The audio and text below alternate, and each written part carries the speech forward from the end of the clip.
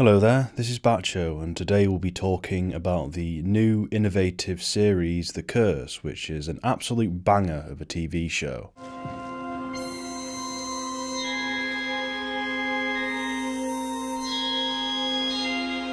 This is the latest project from Nathan Fielder, who is a Canadian comedian / presenter known for his mock reality TV shows. First he did Nathan For You, then he did The Rehearsal, and now this new thing is The Curse. He's an interesting figure to talk about because the stuff he does is truly one of a kind. You could compare him to Sacha Baron Cohen perhaps, but what Nathan does is still quite different to even that. Like on his show Nathan For You, what he does is he visits these small business owners and proposes these ridiculous marketing strategies. He sees what insane things he can convince people to go along with, and the more the show goes on, the more ridiculous things get. So it surprised me that I've never seen a realtor that can guarantee that all the homes they sell are entirely ghost-free. Well, I do have to explain something to you. Upstairs in the master bedroom, we did find an entity, and it was an incubus. Liars and deceivers, get out of here, and don't ever come back. He's very effective at orchestrating these awkward moments because he has a very deadpan and stilted demeanour. So I always like to begin with some small talk to break the ice and make the other person comfortable. Which he uses to his advantage, but it's sheer autism vibes. Have you ever posed for a painting before? No. What I also like about Nathan For You is it takes the piss out of these reality show conventions. He'll take these formulaic traits and put comedic spins on them, and it's really funny. I am a bit of a bad boy. But what happened next, I would have never expected. So far, everything I've seen him have a hand in has an air of innovation to it. There really isn't much else quite like what he does. Now, as for this new show, perhaps the best way I could describe it is as a dark comedy, surrealist thriller. And I'm happy that I can't quite put it into a box, because this thing's fucking wacky. So the premise is this young American couple are trying their hand at philanthropy by making a reality television show where they help rejuvenate this impoverished town. And they do this mainly through environmentally friendly methods. Picture the whitest couple imaginable, and that's what you've got. And the Diné tribe believes that turquoise means life, and coral teaches us about nurturing and acceptance. The Curse mainly just follows this couple, as well as the reality show's director Dougie, played by Safdie, as they attempt to get the show made. It's all about the behind the scenes of a reality TV show. You get to see how the burger is made, and good god, you see all of the phony shit that goes into making these things. Reality TV is apparently the fakest form of storytelling. Is it okay if I put some water in her eyes? You want to put water on her eyes? Yes. Bien? I've always despised reality TV, so to have this careful expose of everything wrong with that format was a very captivating watch for me. It's Emma Stone and Nathan Fielder playing this corny, family-friendly couple that are obsessed with coming across as charming and lovable. The way they try and direct how they appear in the show is a reoccurring thing throughout the season. You constantly see them scrutinize over this image of themselves that they want to project through this television show that they're making. Their aim is to be seen in this wholesome, warm light, and the way in which they go about achieving this is honestly ghastly. It's insane. Over time, a passive home is actually cheaper. I'll tell you this, your energy bill will be cheaper than my haircut. They're always brainstorming these artificial performances that they could do, going like, oh, it'd be really funny and quirky if they saw us doing this. They'll have a genuine nice moment between themselves in private, and then they'll go, oh, it'd be really good if we could capture this side of ourselves for the show. So then what they do is they try and recreate this genuine moment, which is of course absurd, but only now they've got an iPhone filming it. There's a particularly illustrative scene of what I'm talking about that involves a jumper. This is gonna rip. You gotta pull back with. Are we still good? Okay, we're still recording. Okay. Okay. Just get it off of me, please. Yeah, okay. It's wince-worthy, but it's also fascinating to watch these two creepy individuals cynically try and recreate what is supposed to be an authentic reality, trying to simulate and orchestrate what was just a spontaneous thing. Please, can you just get it off of me? All right. Thank you. It might rip it. Oh, that's okay. I don't care. All right. You just watch these characters for 10 episodes and you try and figure out what drives them, because to be quite honest, I don't know what the fuck is behind any of these people's eyes. Each of the 3 main characters all seem to have this partial lack of humanity and empathy. It's a slight touch of amorality, there's something uncanny about them all. Like, what do you guys actually care about? It's all right, everybody. Just kidding. Just kidding. Just messing around with Ash over here. Do you possess human empathy? Is anything about you genuine? I like how you fight for us. Seeing as how behaving through an artificial and phony manner would lead to utterly cringy scenarios, there are multiple instances throughout the series that make you, the audience, feel significantly uncomfortable. Great, yeah.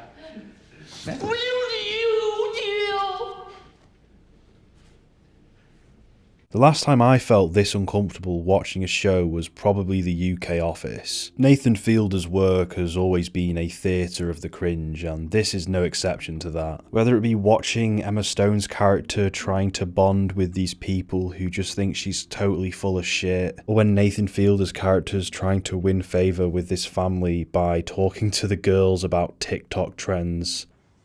Oh, I watched some of those tiny curse videos. They're pretty cool. Is that TikTok? Oh, I love that.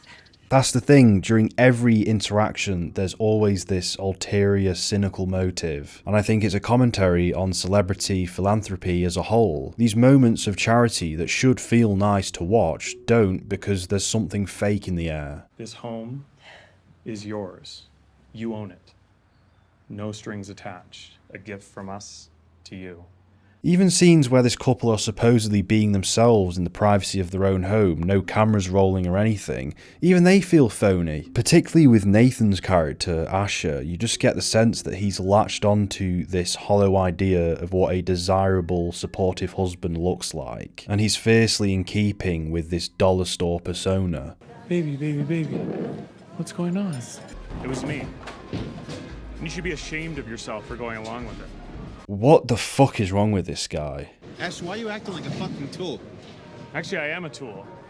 Because tools fix things. The show, the actual show, the piece of fiction, The Curse, not the reality show within The Curse, is really well directed. It's hard to describe the style, it's in part documentary-esque, but there's nothing handheld or anything. All of the cinematography is done through these understated and flat shots, wonderfully composed, but lifeless. It's almost as if a camera has been left on and no one knows that it's rolling, because the things that you see feel like real footage. It blurs reality and fiction. In fact, if you didn't have these big name actors like Emma Stone or Benny Safdie, you wouldn't be crazy for mistaking it as another mockumentary. Oh, hey Whitney. What's poppin'? Hi, Vic. I was just strolling the neighborhood and I thought I'd check in. Nathan Fielder, through his work, likes to study the minute interactions of the social world. He depicts himself obsessing over these tiny things that come naturally to most people. He'll overthink what little witticisms he'll throw in during a conversation that he's anticipating having with someone. What joke should I make? When should I say it? In what manner should I deliver it in? His show The Rehearsal is literally about rehearsing real human interactions before the fact. He's like an android that yearns for genuine human connection. So, tell me your deepest, darkest secret. The persona he puts on in his show Nathan For You is apparently an exaggerated version of himself. You imagine the real Nathan struggles somewhat with social anxiety, so when he makes his art, he creates a hyperbolic version of his shortcomings so he can thoroughly dissect them. I will say that there is this odd catharsis that you get out of watching Nathan's stuff. It's almost bittersweet and comforting. But of course, aside from that, it is really funny. You're an awful person. The reason the show is called The Curse is because in the first episode, a young black girl says, "I curse you" to Asher, Nathan Fielder's character, because Asher sort of wronged her but sort of didn't, but it was really awkward and weird. After that, Asher experiences a lot of bad luck and he begins to partially attribute that to this little girl putting a curse on him. This causes him to like win back the favour of this young girl, so what he does is he awkwardly involves himself with her family. He starts helping out the dad with stuff around the house because they're poverty stricken. He goes in and he's like, "Oh, I can help with that. Oh, that won't be a problem. Oh, you shouldn't have to deal with that. Oh, that's unacceptable." And none of it is sincere. You know exactly why he's doing it. He's doing it because he feels bad. He feels like he's got a curse on him. He wants to get rid of bad karma, so he's pandering to these people. Is it sincere? Is any of it sincere? Probably not. Oh, I'm so old. That's not funny. Hi, I'm old. Haha, you're so funny. The show could be alluding to ideas of white guilt, these instances where you have these inauthentic displays of charity from these rich white families in the direction of these underprivileged ethnic groups. Everything about how Emma Stone and Nathan Fielder act around this family is indicative of the worst, most condescending ways to behave around these kinds of people. You even get the sense that Asher's being a bit racist because he actually somewhat believes that the curse could be real just because of the girl's race. There's all these different subtle things going on. But in his defense, the show does like to fuck with the audience by just occasionally having something that can't be explained away. Weird occurrences that softly hint that the curse may be a real thing. Okay. I'm gonna go get you. Okay? Yeah. Yeah, right after she said, "I curse you," and I really enjoyed this show just on an entertainment level. There were no scenes that had me bored or disinterested. And it's funny because it doesn't particularly have a fast pace. Honestly, most of it's quite plodding and slow. But due to how imaginative and weird the concepts in the show were, it kept me engaged, and hour-long episodes went by like half an hour. The time just disappeared right in front of my eyes, especially during the finale, which was over an hour long, but it felt like nothing. It's all in the character-to-character interactions. That's what entices you, how uncanny and weird they are. And the soundtrack as well, that's just as unique as everything else I've been talking about.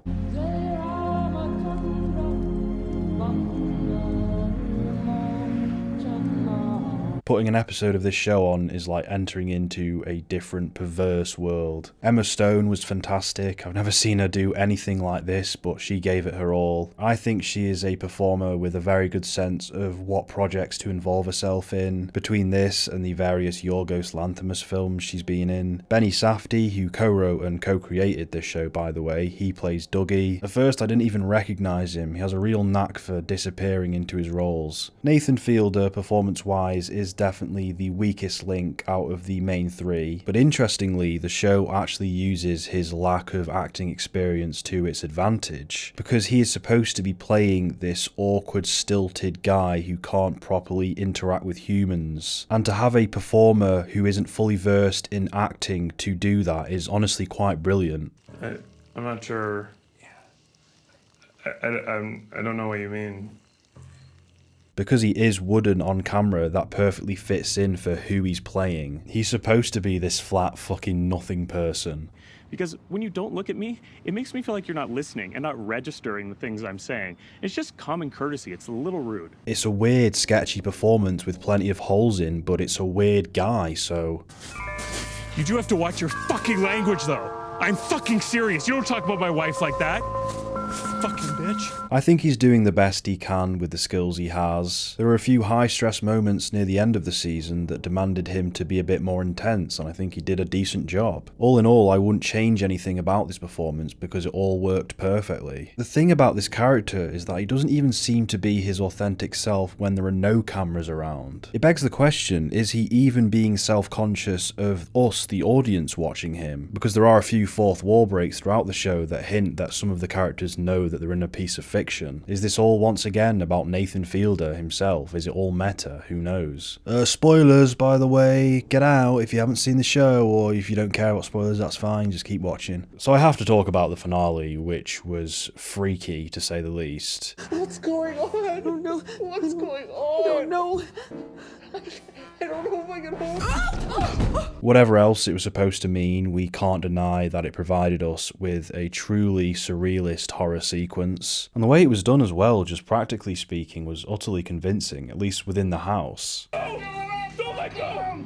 Put me back! Put me back! Get back under there! Put me back! No! What a crazy, imaginative way to end the show. Of course I fucking loved it, because I like all that experimental weird shit. It's a terrifying and trippy concept, and due to the uncanny nature of this show's universe, it didn't feel all that out of place. It made me pity Asher a lot, because in a lot of ways the world's just totally against him. He's not a perfect individual, but still. The way Dougie is exploiting Asher's misfortunes right up until the end just for entertainment's sake, it's honestly a tragedy. I imagine there's all sorts of theories online, like videos going the curse ending explained and all that shit. The easy explanation is that it's yet another curse, and curses are a thing that exist in this universe. I myself, however, am more interested in the thematic implications. I mean, tonally it fits in with the surrealist feel of the season, as well as this reoccurring theme of the distortion of reality. There's the common motif of the distorted mirror. We see it in the reflection of the passive houses that they build, and also within the graphic text of the title card. There's this sense of this augmented reality, a perverse and deranged reflection of the truth, alluding to how the show's characters are in this perpetual struggle to bend people's perceptions to their will. It's not genuine, it's not real, so it comes across as absurd and jarring. This all coincides with Emma Stone giving birth. A new life enters the world as Asher is cast off the planet. I was half expecting the baby to be this miniature version of Nathan Fielder, as if he'd been born into this cyclical thing. Even though we might not be able to pinpoint exactly what that ending means, we can at least talk about what it says about Nathan Fielder's character. It's fitting that he met his end being repelled by the world in its entirety. Throughout the show, we constantly see him get rejected by society. Most people don't warm to him, the focus groups don't like him, even his wife doesn't really give him any affection. There's a moment mid-season where his wife and his best friend start plotting against him, and when he's begging for help at the end, of course no one believes him and no one really cares. This is incredible. You don't understand! Dougie! Dougie! It is kind of funny at the same time though. You have to tell them to stop! Dougie, please! Please! I'm begging you! Stop!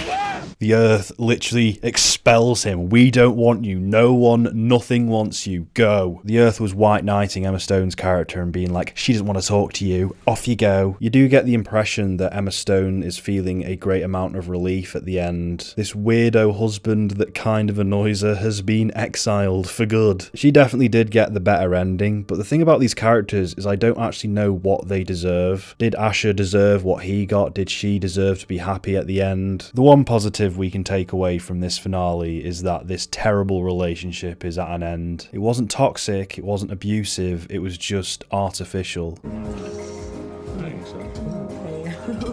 The curse has made me realise something about reality television, which is that the reason that it feels so phony, so contrived, is because it's insisting that it's real when it isn't. Fiction doesn't do that, because with that there's this mutual understanding between the filmmakers and the audience that's like, yeah, this is make-believe. Reality TV is hollow crap masquerading as the truth. And that's what the characters in the show were doing. They were insisting that they weren't pretend when they most definitely were. They were kidding themselves. And to have these extended shots where we just hold on these two presenters and you just slowly see more and more of the cracks. This fake fucking performance that we weren't supposed to glare at for too long, otherwise you can see what it is. The more you look, the more keenly you fixate on the details, the more you see that it's a hollow facade.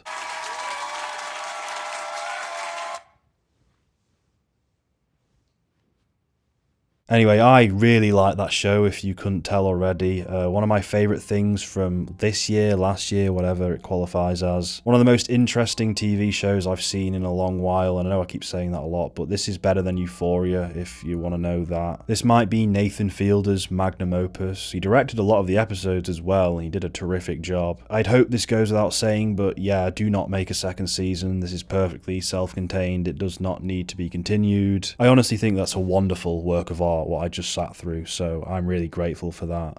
bit of Kino. A vividly authentic depiction of a fake reality. Yeah, that's the video essay title. And remember to fucking subscribe. Also, before I depart, I'd just like to address the new audience that may be watching. I don't know, but recently I've reached almost 5,000 subscribers after just reaching 2K like a month ago. So that's kind of mega. I hope I can sustain your interest. I hope I can impress you. I hope I'm up to the task. Welcome, but don't expect anything gay, okay?